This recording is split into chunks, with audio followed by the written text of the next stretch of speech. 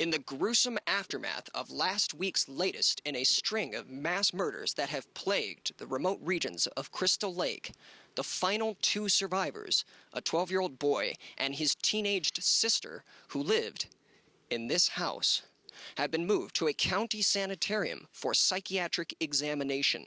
The boy, who is reported by Police Chief Scott Fitzsimmons to have savagely hacked the suspected serial killer to death with a machete, is said to be suffering from extreme psychological duress, the culmination of a week-long bloodbath which left his mother and at least 12 other victims brutally murdered. I'm Terrence Wynn for Ion News.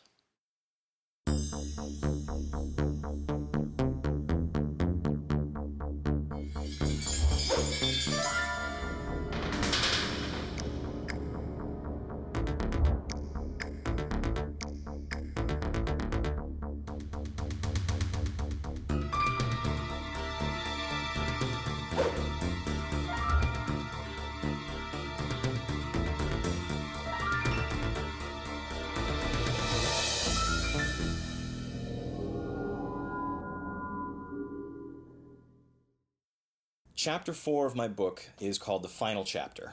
It's not.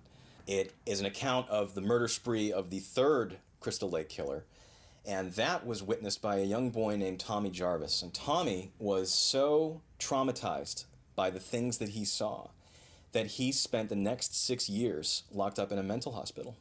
They actually thought about trying Tommy for manslaughter. But they knew they'd never get a conviction. This was a 12-year-old boy who took out a man who slaughtered dozens, including Tommy's own mother. I was a rookie back in those days. I remember it like it was yesterday. We walked into a bloodbath. Even the older guys there, they had never seen nothing like it. When Tommy kept insisting that the guy he hacked up was Jason Vorhees, well, they locked him up. Problem solved. He was put on the standard drug therapies of the time, but often had to be kept in isolation after several violent episodes with fellow patients and hospital staff. Yeah, I remember Tommy. I was working at the hospital the night they brought him in. He was a real freaked out kid, and he's real pale, and his head had been shaved, and you could tell by the way he looked at you with those black eyes that he had seen some really serious shit. Tommy never had many visitors, other than his sister Trish, but his progress was minimal, and after a while she just stopped visiting. There was this one night where another orderly tried to take his tray of food away before he was done eating, and just Tommy started shaking and he freaked out and he grabbed a fork and he stabbed him right in the arm. Yeah, I remember Tommy Jarvis. He was bald. He had a cell. We had a little place we shared in the room together, and he wouldn't play tiger with me. He'd hit me! He'd hit me like a bad tiger because I pee on the floor. When Tommy reached the age of 18, the state was no longer legally able to hold him, so he was transferred to the Pinehurst Youth Center. It's kind of a halfway house for at-risk kids. And let's just say he didn't last there very long. There was some controversy about Tommy's transfer to Pinehurst. We felt it was too close to the site of his childhood trauma, but funding was tight and Pinehurst had an opening, so he went. And that's when it started, yet again. Shortly after Tommy got to Pinehurst, he witnessed another brutal murder. A fellow patient named Victor J. Fadden, long history of violence, went berserk with an axe and chopped up one of his fellow patients. You could almost say that Jason's dark influence returned to Crystal Lake along with Tommy. It infected everyone around them. Especially Roy Burns. Roy Burns, yeah, he was a local paramedic, quiet guy, bit of a loner. Well, turns out he was also responsible for the slayings up at Pinehurst. Decided for whatever reason to don the mask and act out his own version of the Voorhees legend. Because you see, it was Roy's son, Joey, who got all hacked up at the woodpile. This violent incident triggered a relapse in Tommy, and he quickly began to lose his grip on reality. And that's when the murders started again. Another killer using the familiar Voorhees MO. Look, just because Roy Burns turned out to be a Jason imposter, that doesn't mean the real Jason's influence wasn't involved. After all, everybody knows the etymology of the name Jason comes from the Hebrew for healer, ambulance driver.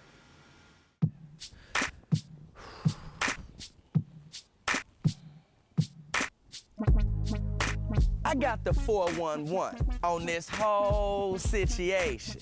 My little cousin, Reggie, well, we used to call him Reggie the Reckless.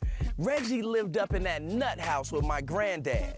After that Tommy moved in, some ambulance driver just came in and just started chopping he had knives and shit, and I thought they came to help.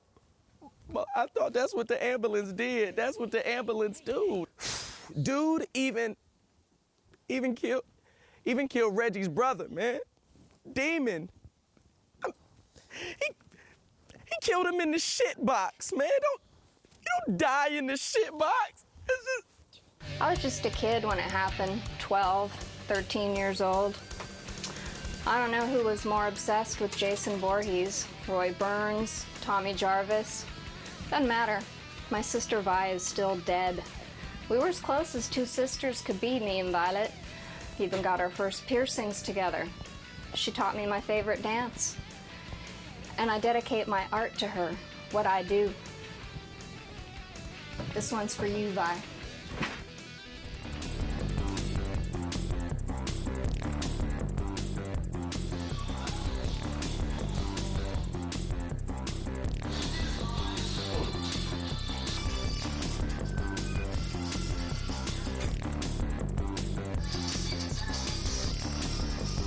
In a bizarre and perhaps grimly ironic turn of events, the latest rash of killings committed in the Crystal Lake area ended abruptly on the part of the actions of a young and some would say reckless child.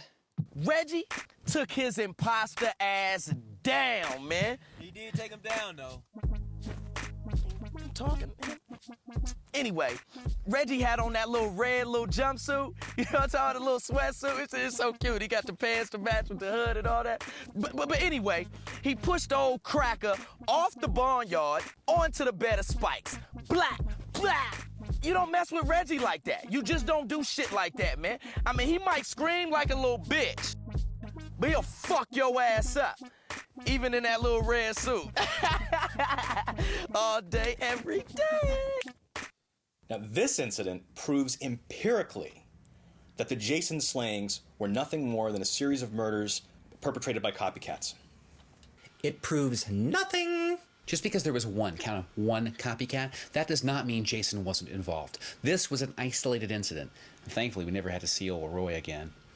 But even if Jason was dead and buried, his essence, his life force, his joie de vivre was still alive and well. You don't kill the joie de vivre. We never totally wrote off the idea that Roy could have been working with the previous killers.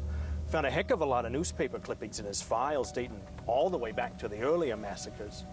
But you know, Roy is dead and buried now, so we may never know. But there's another theory. That Roy put on the mask to try to pin the murders on Tommy Jarvis. Tommy Jarvis. His role here was, in a sense, that of a mere observer. He was a silent witness to a physical manifestation of the shadow self that had long hidden inside him. Looking closer, we can find direct parallels between the Voorhees case and the Burns incident. Like Pamela Voorhees, Roy Burns had a psychotic break after the untimely death of a child. Roy's was an open and shut case, but the legend of Jason lives on to this day.